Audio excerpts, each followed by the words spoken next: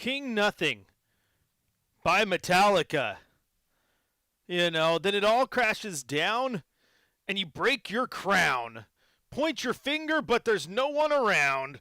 That could apply to a couple different people. It could apply to LeBron James, King James, or it could apply to the Sacramento Kings, who the Trailblazers are on the road to take on tonight, looking to win another game and continue their hot play as of late, and more importantly than anything, get to 500 for the first time since November. It would be a very, very big game for the Trailblazers. But before we get into the game and talk about what happened against the King, against the King, not the Kings, the King, LeBron James, and the Lakers, even though, someone by the name of Luka Doncic may or may not have been dodging the Trailblazers, because he did not play in that game, which was the sixth straight game he has not played in Portland.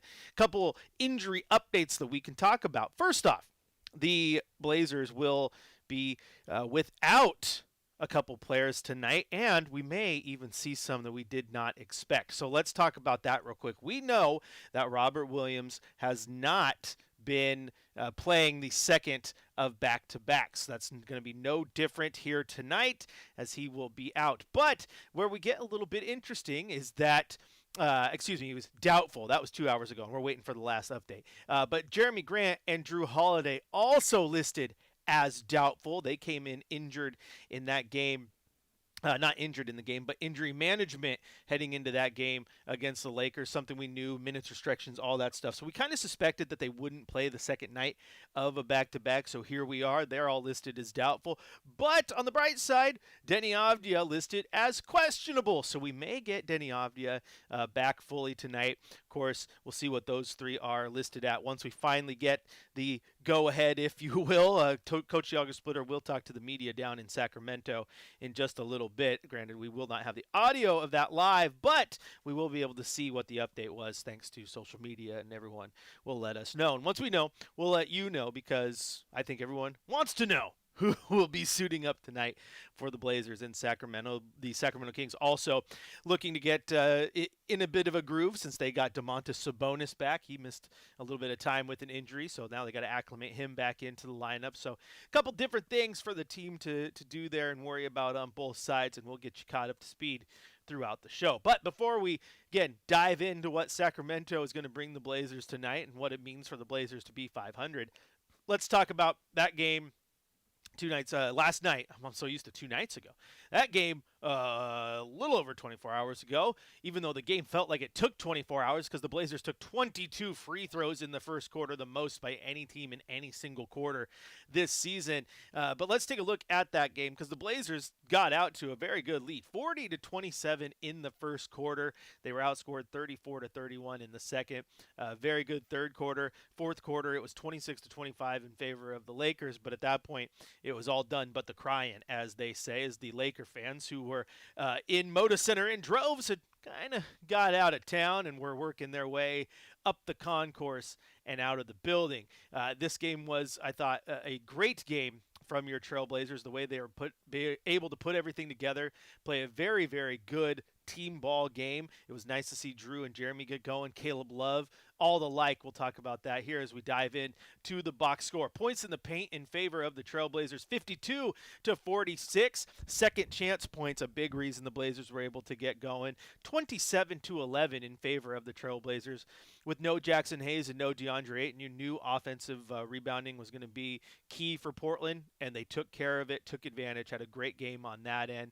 And then turnovers, they only had 15, below their average, exactly what we want to see.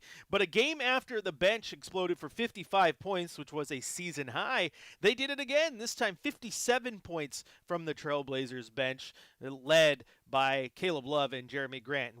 We are reaching the point, Trailblazers fans, where we have to have the very real conversation about Caleb Love, because boy howdy, has he been playing his way into a legit rotation spot. And he's a two-way guy, so they got to figure out what they're going to do with his contract in the long run. But right now, he is playing like a guy that deserves to be on an NBA roster. No question. Now let's take a look at those individual box scores as we like to do. The Lakers were led not by LeBron James, not by Drew Timme, but they were led by Marcus Smart, who had a smart game, 25 points. Drew Timme did have a career high 21 points for the Gonzaga legend.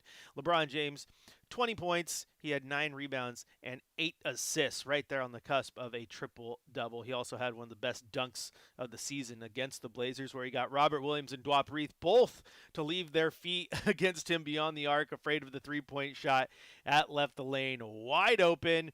And it was takeoff time as he marched right down the middle, did one of those cock back behind the head dunks that we are so used to from LBJ. That was nice to see, even if you were a Blazer fan. Good basketball is awesome. Jake LaRivia had 2 points, 11 points from Maxi Kleber, 3 points from Gabe Vincent, 11 points from, as we look at the box score, Rui Hachimura, who had a nice game as well. Now on the Blazers side of things, Sidi Sissoko had 14 points, 5 assists, or 5 rebounds. And what I liked about him was not backing down. He was making the right plays defensively. He was everywhere you needed him to be. Didn't back down from LeBron James, even though he got cooked a few times because he was LeBron. He does LeBron things. But Sidi plays with a fire and a passion, who, just like Caleb Love, is going to make us have to have that very, very serious conversation very, very soon about what his prospects are and where he sits in the roster, because he's also a two-way guy and they might have to lock him up.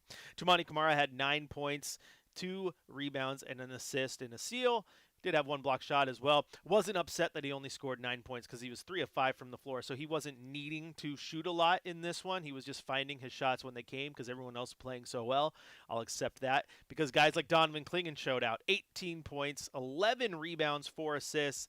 So a very good game from DC, 2 offensive rebounds, 9 defensive boards. We knew that the Blazers could get the job done on that, and they ended up out-rebounding the Lakers 42-27. Very good night there. Shaedon Sharpe, efficient, 9 of 18, 4 of 8 from behind the arc, 3 of 4 from the free throw stripe. He finished with 25 points to lead the Trailblazers, and then 9 points from Drew Holiday to round out the starting 5. On the bench, though, like we said, season high 57 points from that Trailblazers bench. Caleb Love and Jeremy Grant with 22 points each. And, of course, Caleb Love had a couple moments where he absolutely cooked Bronny James. You know, did a little step back, got his ankles a little wobbly, hit the 3 in his face, did it twice. He was cooking, and as Michael Holton said on the radio broadcast, I think Caleb Love might have been trying to send a message to Bronny there, and it was nice to see. When Caleb Love plays like that, it's very, very welcome to see.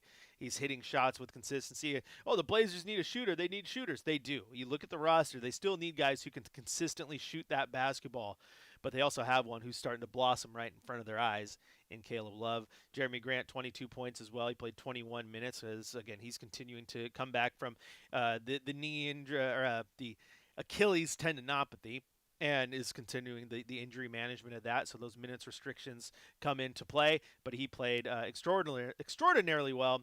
So did Ryan Rupert, who I thought defensively was locked in. He ended the night with 0 points, but did not back down no matter who he was guarding. And there was a couple times he had to guard LeBron James, and he did it well. I thought Ryan Rupert has been playing very, very well. Not afraid to make shots. He missed a couple threes, but they were good looks. I think Coach will take those all day long. Overall, just a very good game for your Trailblazers as they get the 132-116 victory. And it's a good victory to have. It's the Lakers. Anytime you beat the Lakers, it's a good day for the Blazers. But even more so over the last stretch of 8 games now. It's they had the 5-game win streak, the tough loss to the Knicks, and then the one game in that stretch where they haven't looked good was Golden State, and they got just ran out of the Chase Center there.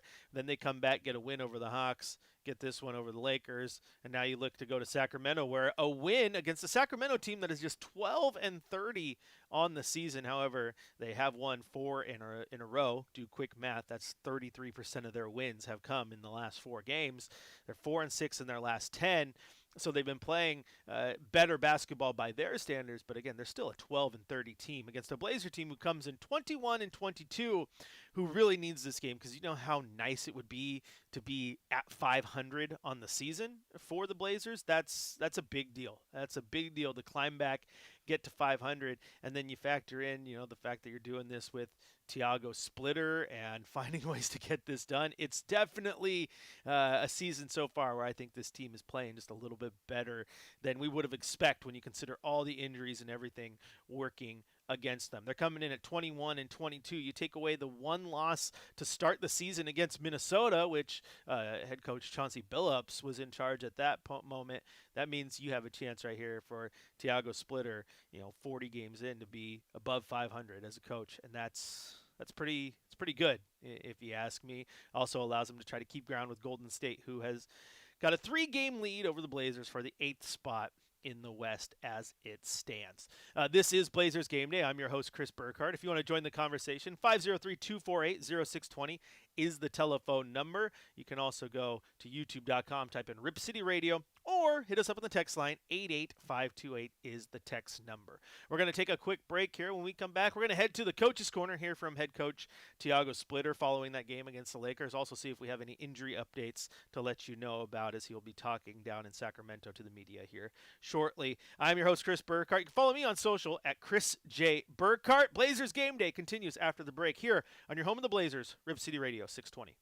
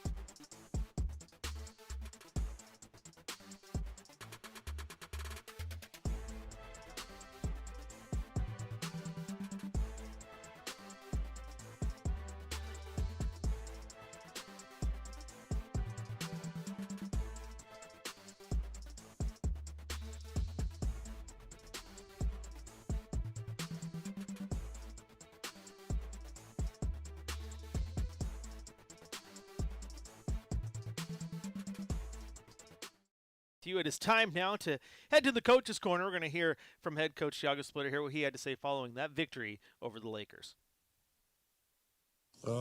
Yes. That you guys quote unquote should get up for. Yeah, I think we gotten better at that.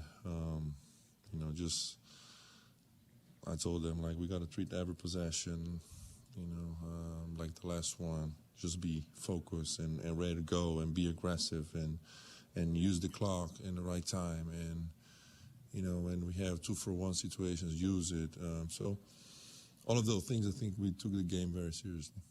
Was part of that aggressiveness getting to the foul line as often as you guys did in the first quarter? I think 22 free throws for you guys. Well, we don't think like that. We don't think like let's get to the free throw line. We knew they missing their bigs, so we tried to be aggressive and drive. I think that was a little bit the plan, but not like trying to get fouls. It was just be aggressive at the rim. As guys are starting to come back and you're starting to get more healthy, are you starting to kind of see the vision that you had at the beginning of the year? Are you starting to kind of see things kind of come back to where they were? Yeah, slowly we're seeing that. Of course, we know that 100% Drew still got, getting shape, and Jeremy, and they're still not there. And we have Danny, still out. But slowly we start to see that picture again. How was Shaden been stepping up on offense this week, especially with Danny out? I think he shot well from three. He was trying to be aggressive there. He has less of those mid-range shots.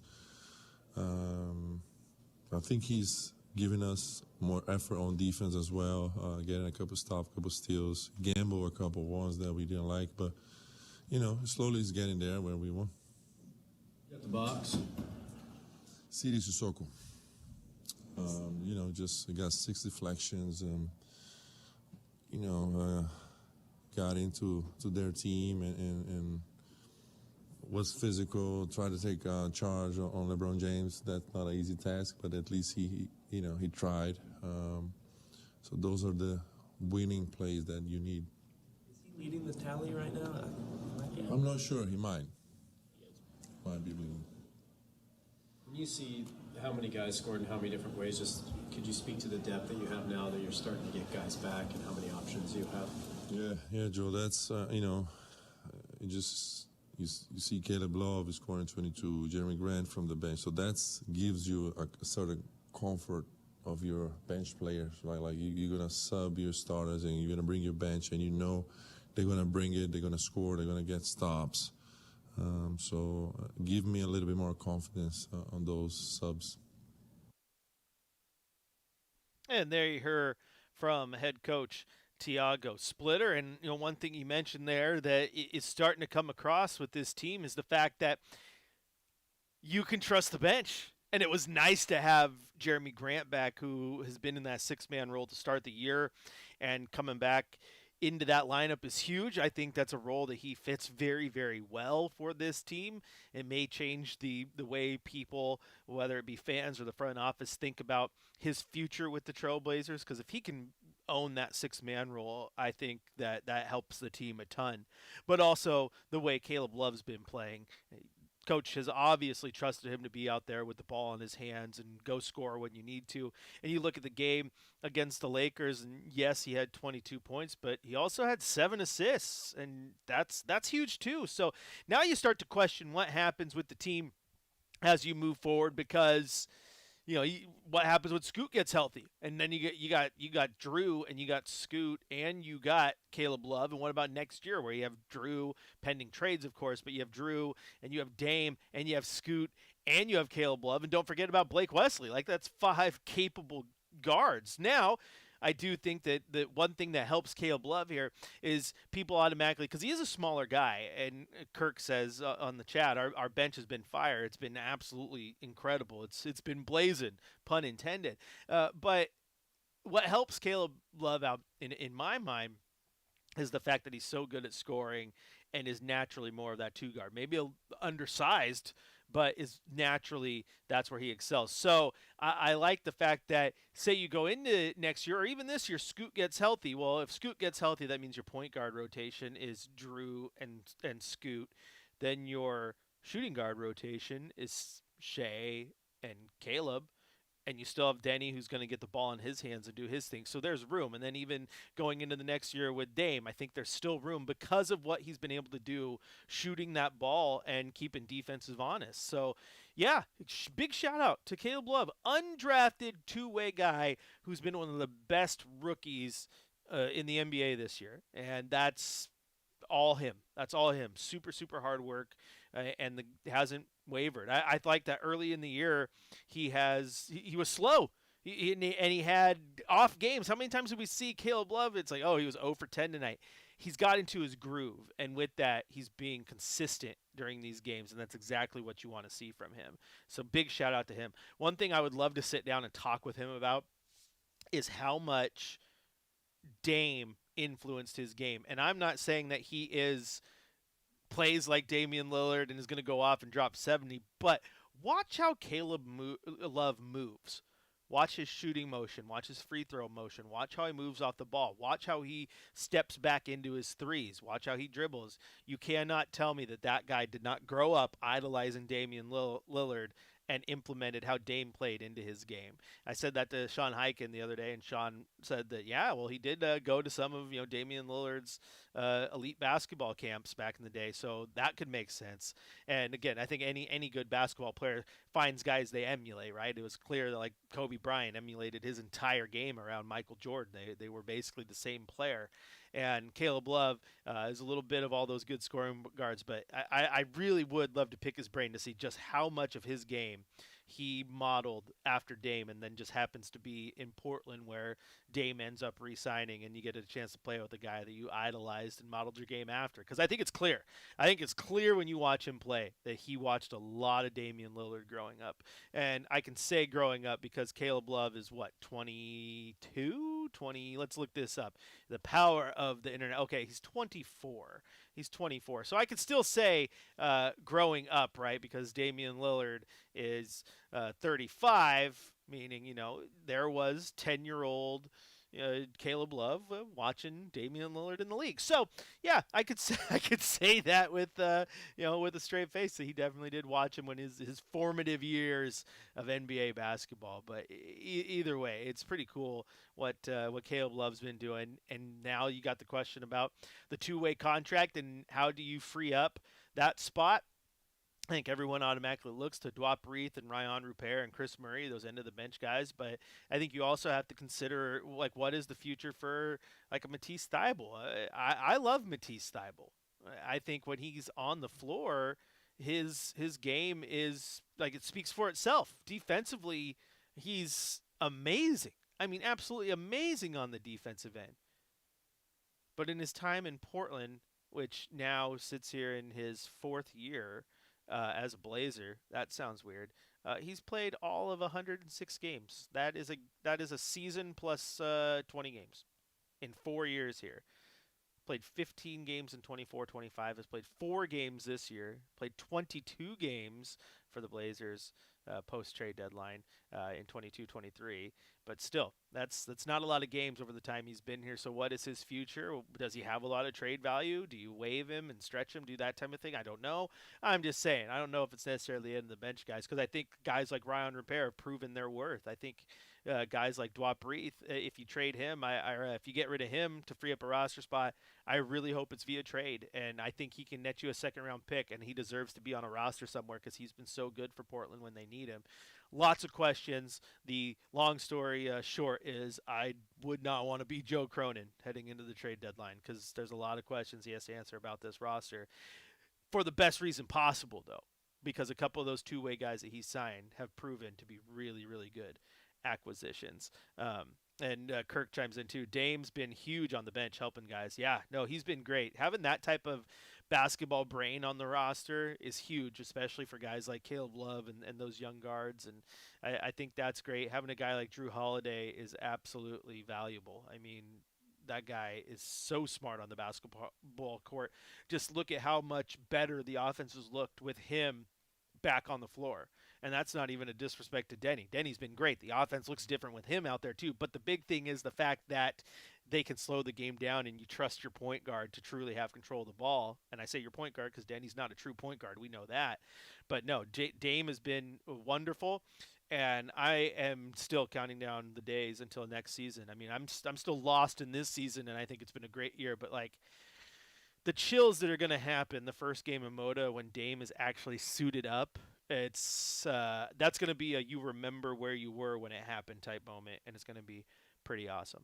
All right, this is Blazers Game Day. I'm your host, Chris Burkhardt. If you want to join the conversation, 503-248-0620 is the telephone number. You can also go to youtube.com, type in Rip City Radio, join the chat where Dirtmonk Fritz says, I like Splitter's version of the process. And I do too. And maybe we'll talk about that just a little bit when we come back, because what I love about what he's done here that I haven't seen in a long time, I'm going to be really, really honest, even with Billups when, the injuries happened, is one thing that Tiago's done is really trusted his young guys.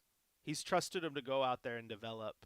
And I think that's part of the reason you're seeing good basketball. At first, you're like, why is he playing this guy? Why? Whoa. Rupert's playing in oh, okay, I see. I'm starting to see what you're doing here. You're actually trusting your young guys, and that helps build confidence, and you're seeing that on the court.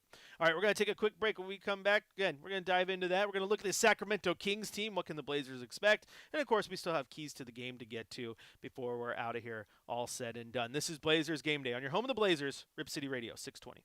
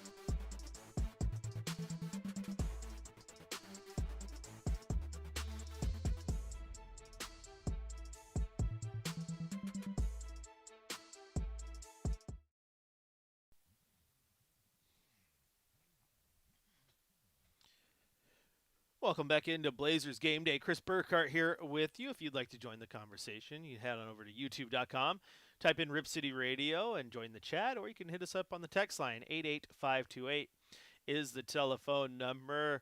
I know a lot of you probably sitting at home enjoying getting ready for this game, also watching some football. No spoilers, because I know Shacker doesn't like those. He's got to catch up on all that, but it is nice to have two games here on Sunday, both being played in the snow.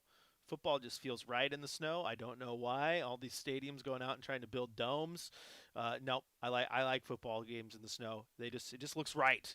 There's something weird about it maybe, but it just feels right. And so shout out to those cold weather fans out there braving it and enjoying these playoff games. All right, I did mention I want to talk about these end of the bench guys, some of these rookies, and some of the guys who've been here for a little bit that you're starting to see develop. And I want to go back to Dirtmock Fritz and his comment about I like Splitter's version of the process. And what I like about Splitter right now is I think that what he's given the young guys is confidence. He has given them confidence. They know that he trusts them and he's going to put them in these moments to go out there and make big plays. And that's huge. That's huge because you could be as talented as you want to be, but if you don't have the confidence to back it up or you don't think your coach trusts you, what's it worth? And I think you're seeing that through all this, that Caleb Love has been absolutely trusted to go out there and score the ball. You've seen Ryan Rupert be trusted to go make big plays and play minutes on the defensive end. You've seen times where like Tumani Kamara fouls out, and then you see Ryan Rupert forced to guard up some of the best guys in the league in crunch minutes, and you saw him in that game last night getting manned up against LeBron James a few times and trying to poke the ball away and just getting up to the chest, and I like that.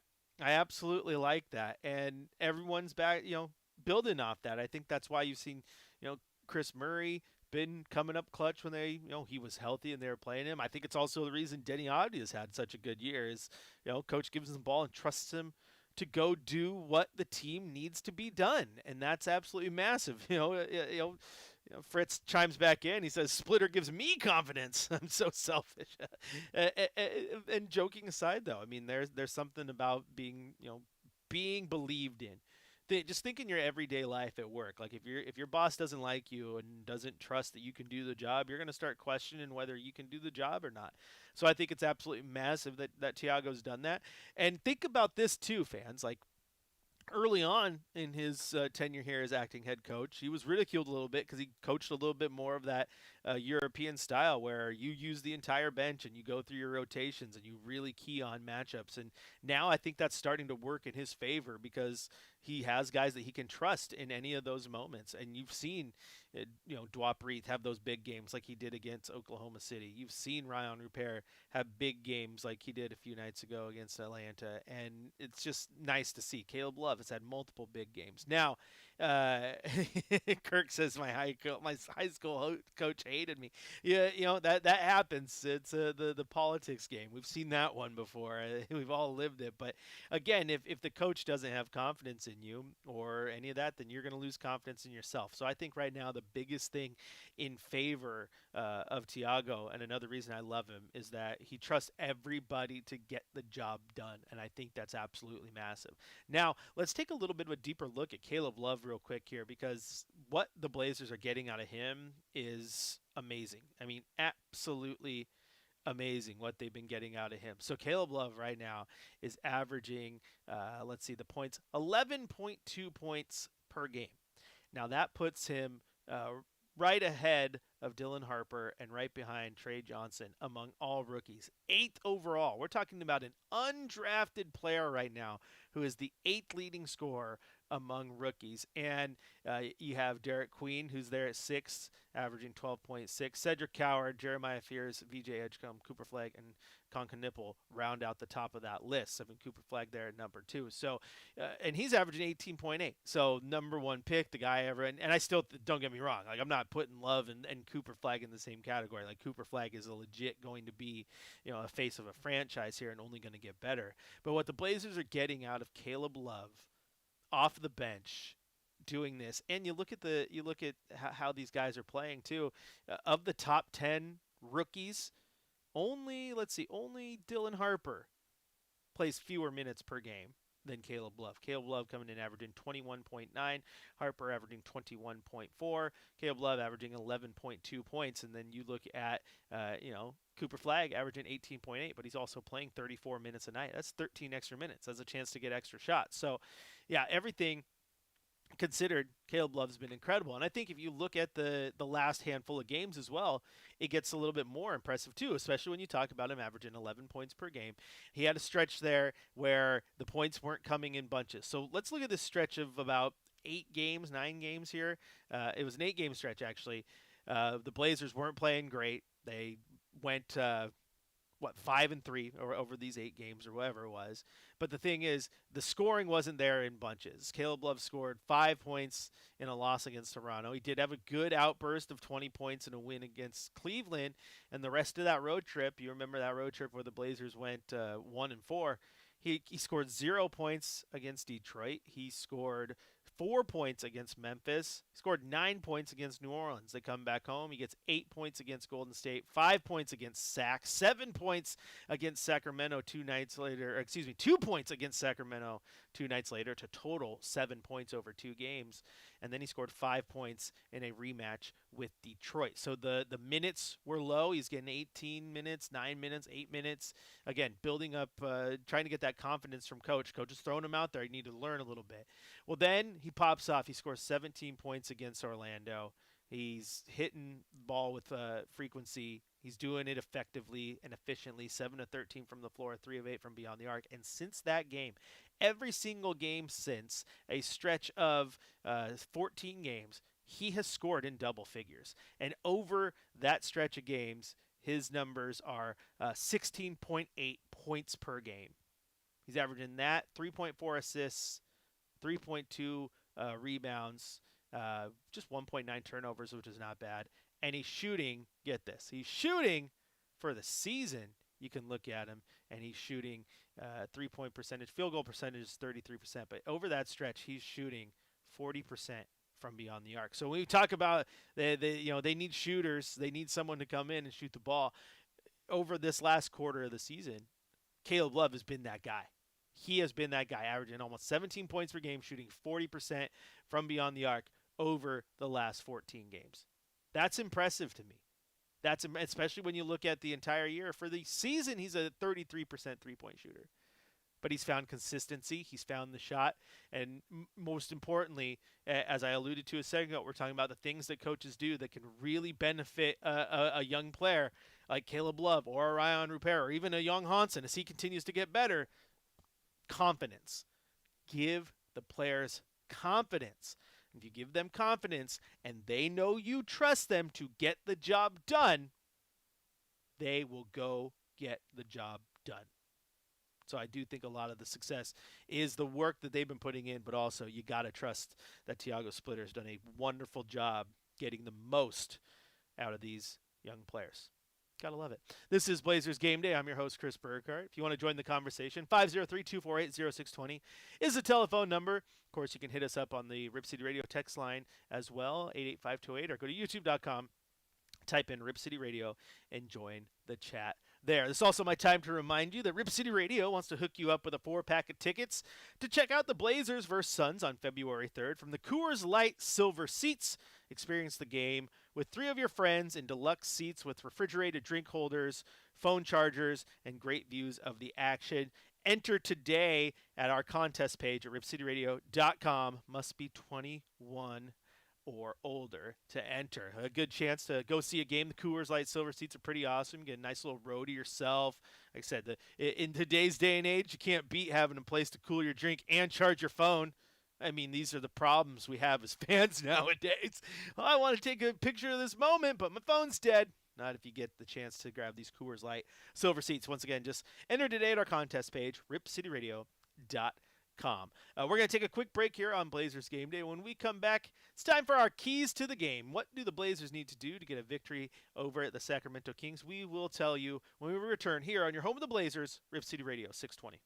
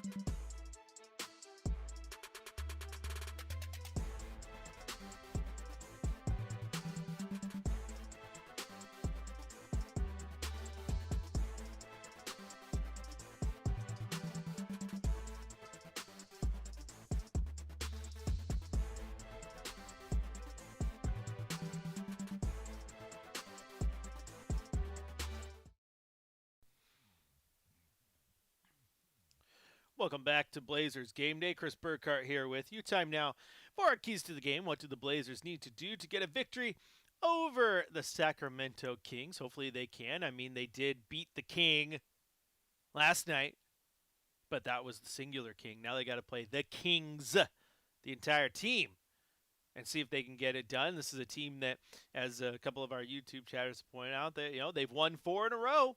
This is true. They have won 4 in a row, but they are still not great. 12-30 on the season. Still trying to find their groove. Now they've had some injury problems as well. They were able to get that win in their last game against the Wizards, 128-117. That was a game that saw the return of Domantas Sabonis, who's working his way back into the lineup. 21 minutes in that game, 13 points, and he was on the bench, though. So we'll see what happens as he continues to heal up and get ready. They got a win against the Knicks, which was a big one there. And, if you can go in and beat a team like New York, who we saw what happened when the Blazers played them, they got hot. They took care of business. Jalen Brunson, injury stuff, though, only played 5 minutes. That will definitely hamper how good that team can be.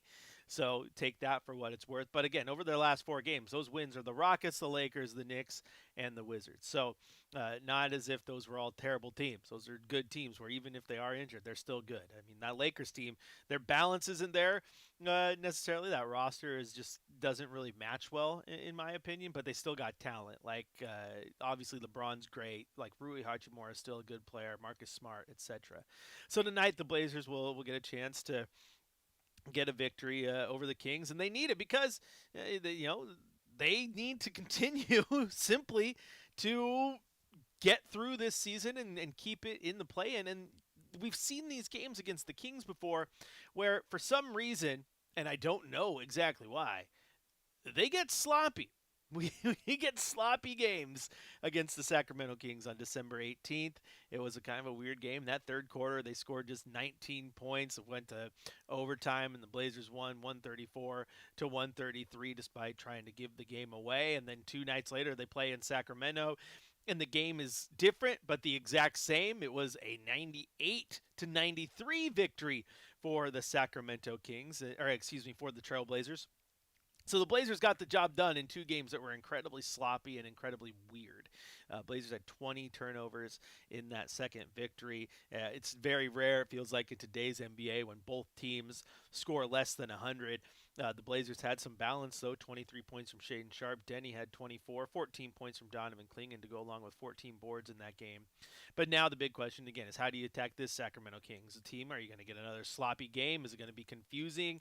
If it's confusing, then you got to do your best to just keep locked in and don't get thrown off of your game with this Sacramento team. Keep in mind, again, Denny Avdia listed as questionable, so there might be a chance he gets in tonight, which would be huge. That would change everything. But the Kings have Domantas Sabonis, which changes everything, right? So these things will matter tonight, of course. Now, Denny should be playing tonight. Looks like some people are reporting that he is available. That's good to see. Still waiting to see like the official word from the Trailblazers. If I see it here in the next minute or two, I will let you know. But again, just looking at how things match up, what the Blazers need to do to beat this Kings team is understand that this team does not like to go beyond the arc. They take 30 3-pointers per game, which is dead last in the NBA, just right on the cusp of being the only team that averages less than 30. So that's big. Kirk says Denny is playing. He got the update, so that's what I like too. I always just like to see the official word from the Trailblazers on that, but I will take your word for it. Denny's playing, which I thought they might save him until Thursday, but they're going to need him. Tonight it will be nice to see him. Also, Kirk and everyone else who gets to watch him play say the praises, right? That yay, he wasn't out for an extended period of time, which was everybody's fear, right? That was everybody's fear. So that changes tonight. But again, back on track. the three-point line. Understand that they're not going to take a lot, especially with guys like Russell Westbrook, who has been playing well for them. They're going to want to attack the rim, so you're going to want to have your guys ready to go. Donovan Clingan be ready to defend the rim. Robert Williams not playing those second nights of the back-to-back, so defense is going to be at a premium. I'd really like to see DC get going there. He's still a force. Like, what he does doesn't necessarily show up on the box score when it comes to defending the paint, because he impacts a lot of shots that he doesn't block, but I still would like to see a couple more block shots for him. Blazers can continue to work on the glass as well, because the Kings come in as the second worst defensive rebounding team in the NBA. So once again, the Blazers can use their strength, which is offensive rebounding. In fact, the Sacramento Kings 27th in the league overall in rebounding as a total. So you use your bigs, you get to move in, you get that ball back out in space, and especially with Denny back, allows you to push that tempo and play the way that you want. Also, shout out Yahoo Sports. Kirk says they're the quickest. They're the quickest. And I've said this before, Kirk. This is the pain of not having guys on the road like you used to have. You used to get all your reports instantly. You know exactly who to follow. Now no one sends their reporters on the road anymore. That's why I have you in the YouTube chat. Much love. All right, music means it's time to go. For me, not for you. You keep it locked in, because coming up next, it's a Trailblazers pregame show with Chad Doing across the Trailblazers audio network. Then he'll pass it off to Travis Demers, Blazers versus Kings here at 6 o'clock. Tip-off down in Sacramento. When it's all said and done, keep it locked in for the fifth quarter, where hopefully we're breaking down a Trailblazers victory. Kings, Blazers, coming up. Tip-off in just about an hour right here on your home of the Blazers, Rip City Radio 620. Rip City, I'll talk to you after the game.